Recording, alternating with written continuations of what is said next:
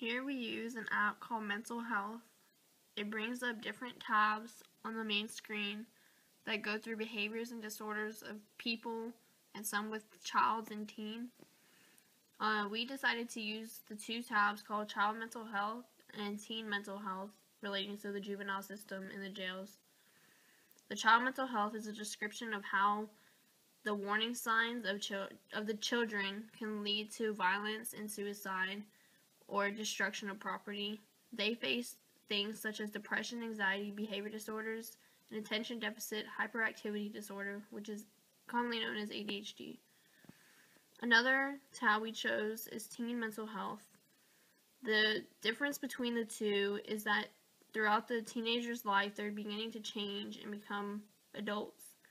They believe that a lot of the things they are doing are okay, such as the use of drugs or alcohol, and hurting other people or destroying property. The reckless things they do could harm others and lead to further damage. The third app we decided to use is named Justice for All. It is an app that goes through different tabs of crimes and what happens within each.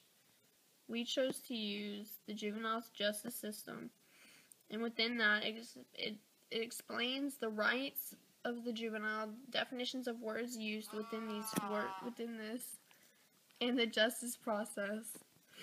In your rights, it is explained that after committing a crime, you will either be admitted into the juvenile hall or released to a business or organization such as social services.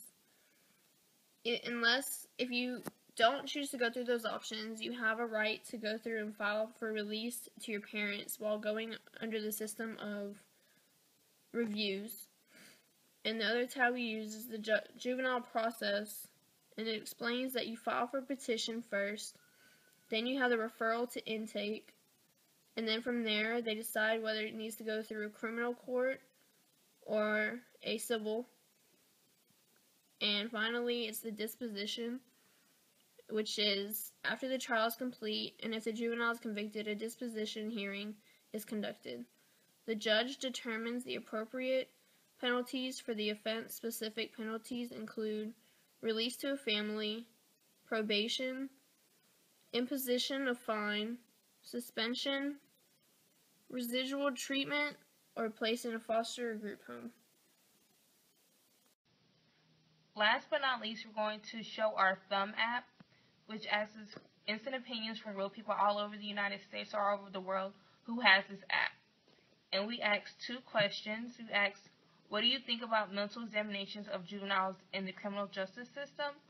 Also, do you agree with mental examinations of juveniles in the jail system? Our first question, we received 88 votes, and 14% approved or agreed with mental examinations of juveniles in the jail system. 86 disapproved of mental examinations. As you can see, we had many voters from all over the world. We had one from Utah, Arizona, Virginia, and many other places. And also people left comments such as it is needed. And a lot of people said I'm cool with it. Now we're going to move on to our next question, which is, do you agree with mental examinations of juveniles in criminal justice system? And we had 95 votes, 27 approved or agreed, 73% disagreed. As you can see, again, a lot of people comment from different places: Louisiana, Texas, Alabama, Wyoming, a lot of different places. Some also left comments as before, as David W. said, they violated someone's rights to be there. Why shouldn't their rights be violated too? No G said, yeah, if they exhibit signs, then I think yes. Another young lady, Angela R., said no. And two other responders said, what's that mean and where is that? And yes. So this shows the Thumb app. Thank you for listening to our app reviews.